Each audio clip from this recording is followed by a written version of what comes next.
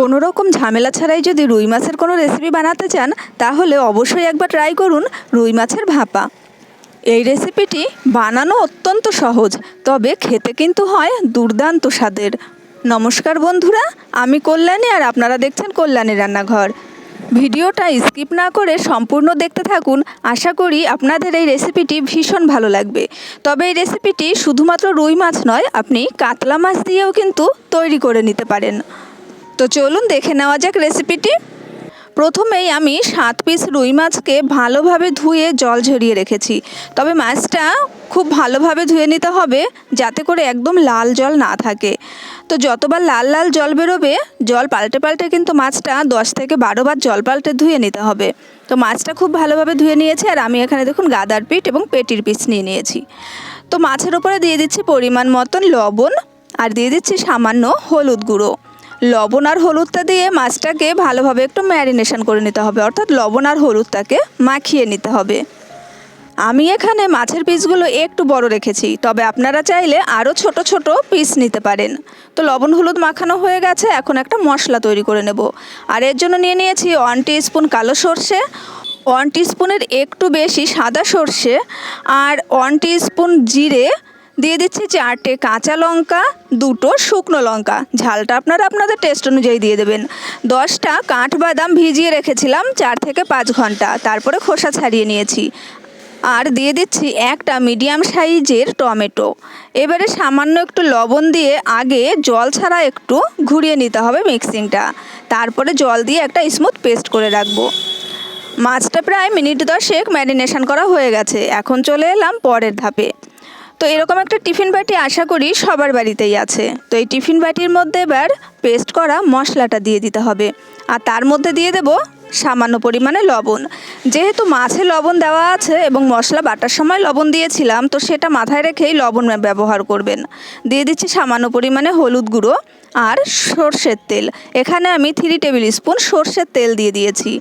তেলটা দেওয়ার পরে একটা চামচ দিয়ে মশলার সঙ্গে ভালোভাবে হলুদ, লবণ আর সর্ষের তেলটা মিলিয়ে নিতে হবে।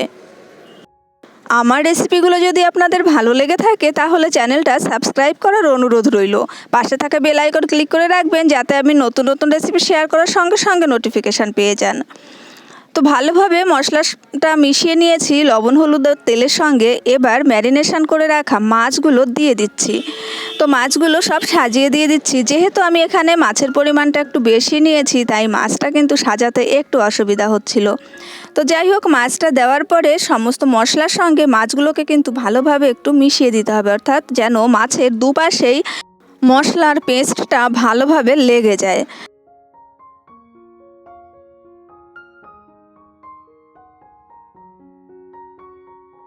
সমস্ত মাছটা ভালোভাবে মশলার সঙ্গে মেশানো হয়ে গেছে। এখন আমি ওপর থেকে 3টে চেরা কাঁচা লঙ্কা দিয়ে দিলাম, আর মশলার জার ধোয়া সামান্য একটু জল দিয়ে দিচ্ছি। একটু জল অবশ্যই দেবেন, কেননা রান্না হওয়ার পরে সর্ষেটা খানিকটা ফুলে যায়, এতে করে গ্রেভিটা অনেক ঘন হয়ে যাবে। তাই সামান্য একটু জল দিয়ে চামচের সাহায্যে ভালোভাবে আবার মিশিয়ে নিচ্ছি, যাতে করে জলটা সব জায়গায় ভালোভাবে মিশে যায়।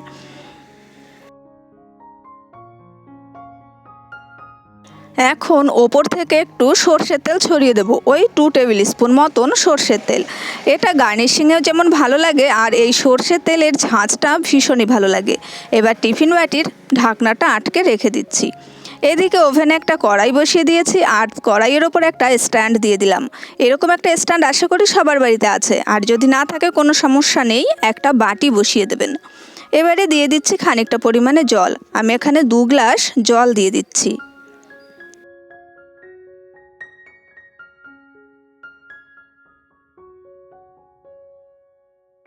এখন ঢাকা চাপা দিয়ে গ্যাসের ফ্লেমটাও অন করে দিতে হবে, আর অপেক্ষা করব জলটা গরম হয়ে যাওয়া পর্যন্ত। তো দেখুন জলটা ভালো গরম হয়ে গেছে। এখন টিফিন বাটিটা বসিয়ে দিচ্ছি স্ট্যান্ডের ওপরে। তবে এতটুকুই জল দেবেন যাতে করে টিফিন বাটির নিচটা জল স্পর্শ করে থাকে, তবে বেশি দেবেন না, এতে করে টিফিন বাটির ভেতরে জল ঢুকে যাবে। ঢাকা চাপা দিয়ে এবার 25 মিনিট অপেক্ষা করব। গ্যাসের ফ্লেম রাখতে হবে একদম মিডিয়ামে।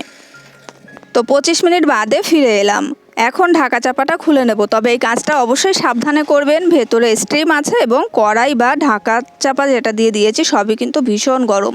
তো আমি প্রথমে ট্রাই করলাম হাত দিয়ে তোলার, সেটা পারিনি। তারপরে আমি একটা ছুরি দিয়ে একটা সাইড থেকে উঁচু করে ধীরে ধীরে তুলে নিয়েছি।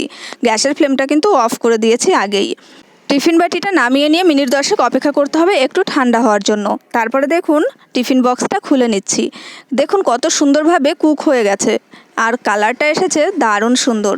তবে স্ট্রাকচারটা দেখে নিন, অর্থাৎ ঘন হয়ে গেছে, আপনারা দেখেই বুঝতে পারছেন। আর এই কারণেই একটু জল কিন্তু অবশ্যই দিয়ে দিতে হবে। তো আপনাদের দেখিয়ে দেব অবশ্যই। আর তার আগে একটু সব জায়গায় মিশিয়ে নিচ্ছি গ্রেভির কতটা ঘন হয়েছে। তো দেখে আপনারা বুঝতেই পারছেন কতটা ঘন হয়েছে এই গ্রেভিটা।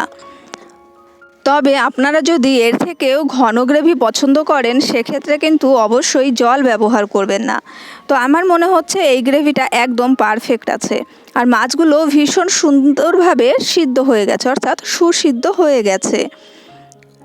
তো আশা করছি আমার আজকের এই রেসিপি আপনাদের ভালো লেগেছে। দেখা হবে পরের রেসিপির সঙ্গে, সেই পর্যন্ত ভালো থাকবেন সবাই। আজকের মতো টাটা।